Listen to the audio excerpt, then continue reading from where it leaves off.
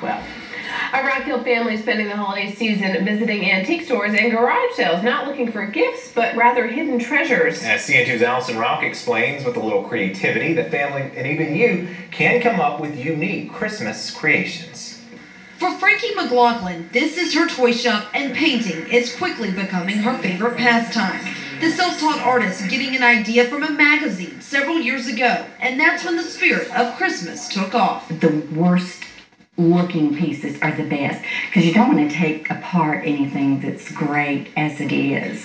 So I go in and say, do you have any old chairs that just aren't going to make it? McLaughlin and her husband Mac tackling thrift stores, antique shops, and garage sales, looking for anything that could be used in their wooden workshop.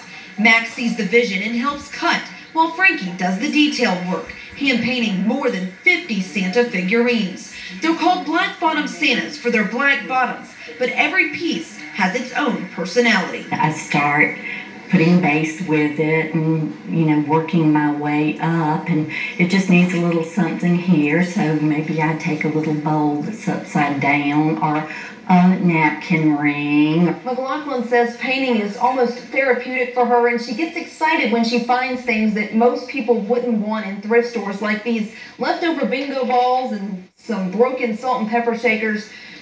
Put them together and it makes a great hat. This is McLaughlin's 4th year building the Black Bottom Santas and will spend about 8 hours per Kris Kringle. She says what excites her the most is repeat customers looking to add to their collection. It's exciting to know that you have a piece of yourself in their homes that's giving them enjoyment, because when you're painting those, you fall in love with each one. Santa's helper working to spread Christmas cheer with every stroke of the paintbrush.